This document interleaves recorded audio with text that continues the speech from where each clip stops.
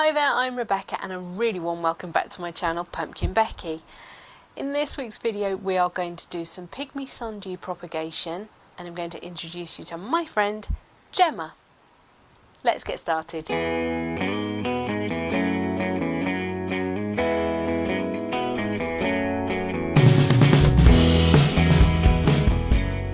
So first things first, let's address the elephant in the room.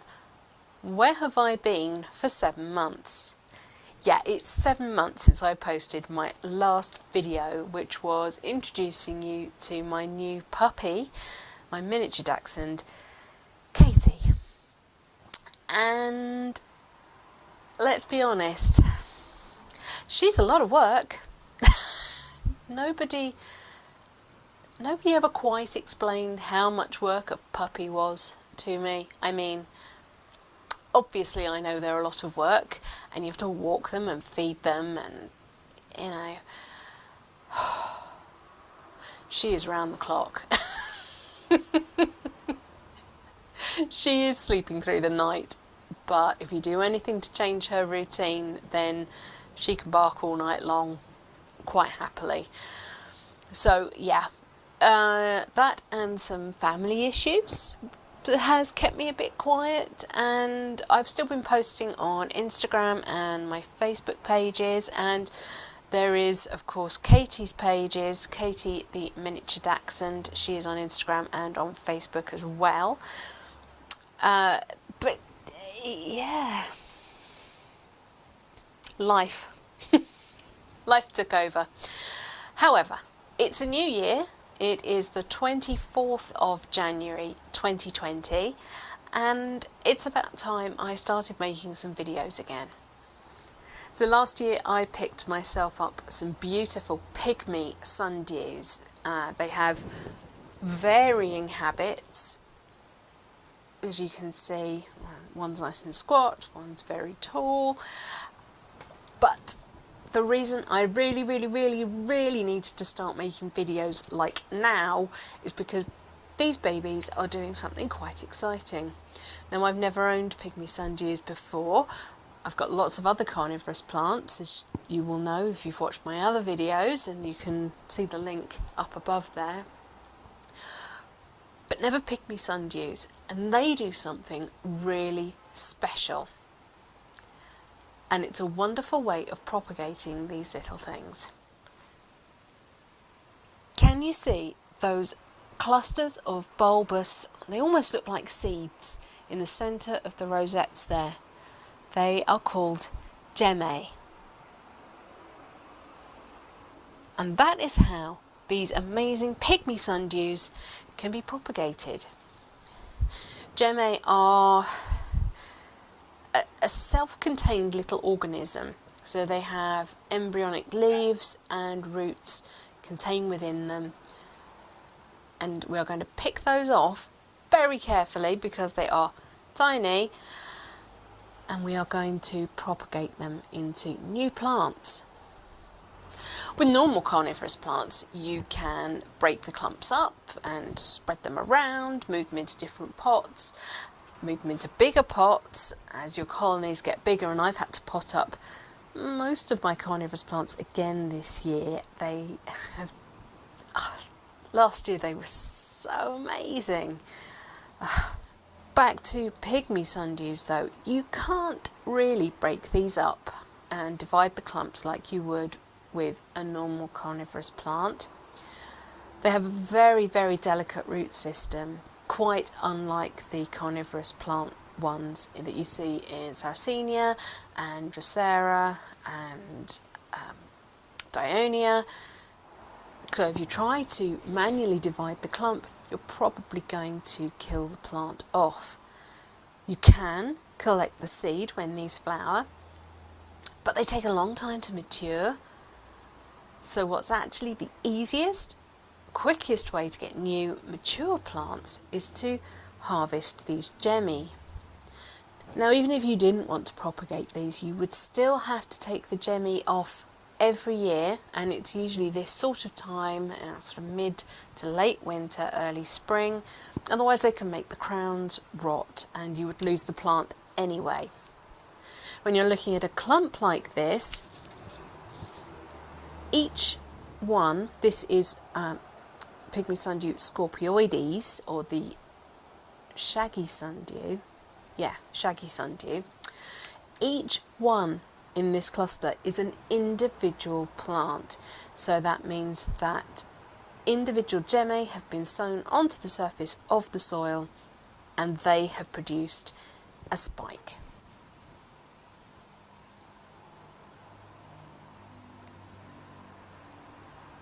Now these may be Pygmy Sundews, but this puppy caught a crane fly last year. So they don't care, they can still eat a decent sized meal. I have got myself a tray full of these tallish, they're almost 6 inches tall, terracotta pots, which are very similar to the shallow ones that I use for the other carnivorous plants. They don't need to be quite this tall, but I wanted to make sure they were up at around the same level as my other plants when they're in their trays, so I wanted them to sort of stand nice and proud. I have filled this with some of my favourite Ecoco carnivorous plant compost, which, as we know, is completely peat-free. Pygmy Sundew, just like all the other carnivorous plants, need a peat-based compost, an acid compost. And I am doing my super best not to use any peat at all in my gardening. Ecoco make this amazing compost, which I've said it before, say it again, my carnivorous plants don't just survive in, they thrive in it. I love it. And I've just bought myself a huge 10 litre bag. Is it 10 litre or is it 20 litre? It was an enormous bag anyway, and that's just arrived super quickly. Thank you, Dan, very much. Much appreciated. I went to make this video last weekend and then thought, I've run out of compost. Fail. So here are my pots, all set out in a tray of rainwater, and they are absorbing the rainwater from the bottom. And what I don't want to do is water these from the top once I have sowed the Gemmae, because that will dislodge them. I'm going to be using 2 tools to remove the Gemmae from these plants: a cocktail stick and a dampened cotton bud. So the task in hand is to very carefully get these Gemmae out of the rosettes and then place them onto the compost surface. So I have a damp cotton wool bud and a dry cocktail stick, and I'm hoping that that combination will be what offers me success. Now, it should, in theory, be as simple as touching the Gemmae with the cotton bud, and if they're ready to come off, they will come off. Ahaha! And there is one. There we go, that is an embryonic plant ready to go.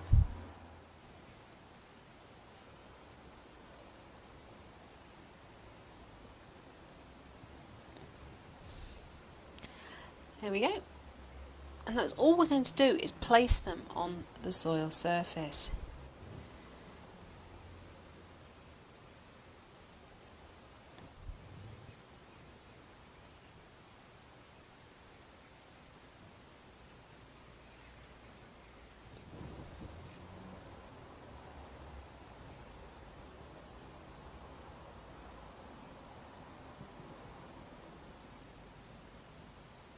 We aren't going to need to do anything like covering them over with soil. They will literally just grow on the surface. An experiment with wet tools and dry tools seems to be that different people have different methods of doing this. The damp cotton bud is quite useful because the Gemmae will stick to it, but then when you try and transfer it to the soil surface, it doesn't want to let go.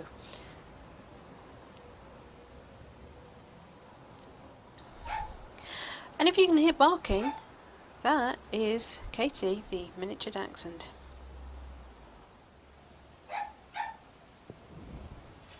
And they're very pingy.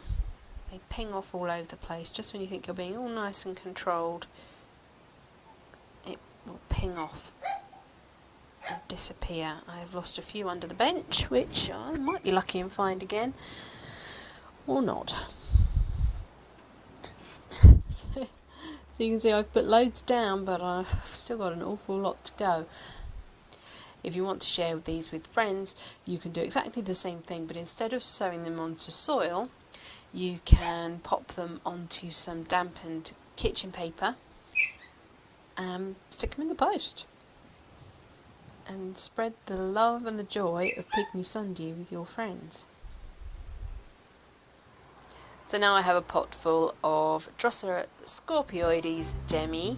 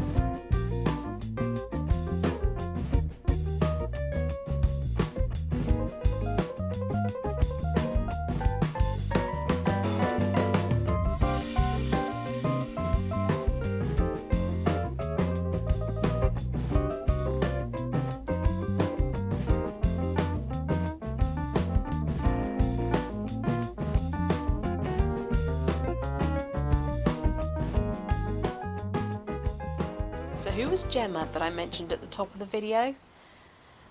Gemma is the singular for Gemmae.